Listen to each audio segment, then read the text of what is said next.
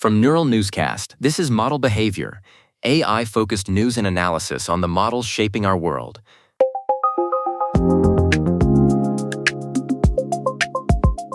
I'm Nina Park.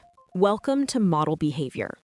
This is our daily briefing where we examine how AI systems are built, deployed, and operated in real professional environments. On August 10th, OpenAI shifted the landscape of AI security with the release of GPT-5.6-Cyber. It is a model explicitly fine-tuned for offensive security tasks, and its deployment marks a significant departure from how the industry has historically handled high-risk dual-use models. I'm Thatcher Collins. It's an interesting move, Nina. For a long time, the safety conversation centered on preventing models from learning how to hack at all. Now, OpenAI is leaning into that capability, but they are doing so within a very specific gated environment. It raises questions about whether the best way to defend a network is to give the defenders a highly capable offensive tool. Exactly. The performance gap between a general-purpose model and this specific fine-tune is what really stands out. According to reporting on Medium, GPT-5.6-Cyber is built on their SOL architecture. In testing, the standard GPT-5.6 SOL model only answered about 1.5% of advanced cybersecurity prompts because of its default guardrails. This new cyber-specific model completed 95% of those same tasks, including finding zero-day vulnerabilities and developing exploit chains. 95% is a staggering jump. But Nina, the reason those guardrails exist in the standard model is to prevent widespread misuse. If this model can bypass authentication and test for privilege escalation so effectively, how is OpenAI ensuring it doesn't end up in the hands of actors who would use it for ransomware or state-sponsored attacks? The risks seem to scale just as quickly as the capabilities. That brings us to their new access framework called Daybreak. It is essentially a bifurcated system. Daybreak Blue provides approved users with the standard SOL model, but removes the system-level cyber guardrails for tasks like malware analysis and patch validation. Then there is Daybreak Red. That is where GPT-5.6-Cyber lives. It's a vetted access program requiring full identity verification for tasks like exploit validation and deep vulnerability research. I see the logic in the tiering, but I am curious about the friction in the vetting process itself, Nina.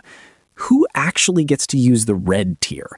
If we are talking about a tool that can uncover vulnerabilities in something as critical as the V8 JavaScript engine, which powers Chrome, the circle of trust has to be incredibly small to prevent any potential leaks.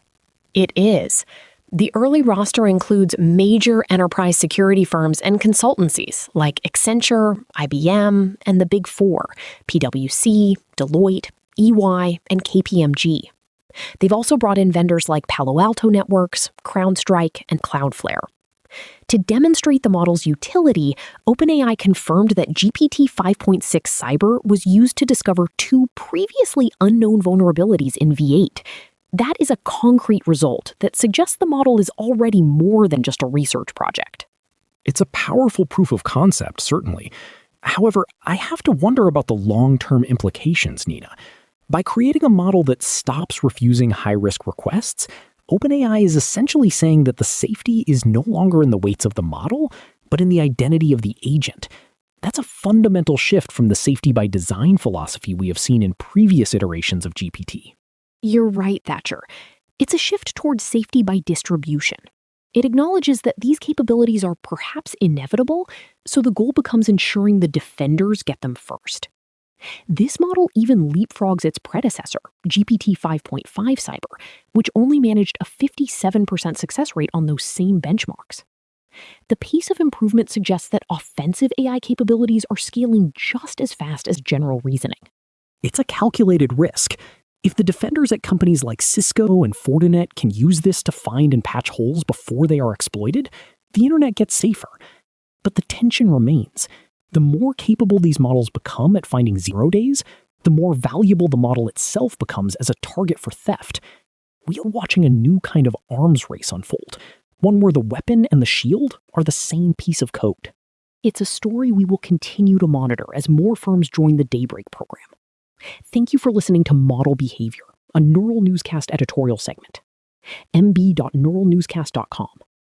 Neural Newscast is AI-assisted, human-reviewed. View our AI transparency policy at neuralnewscast.com. This has been Model Behavior on Neural Newscast, examining the systems behind the story.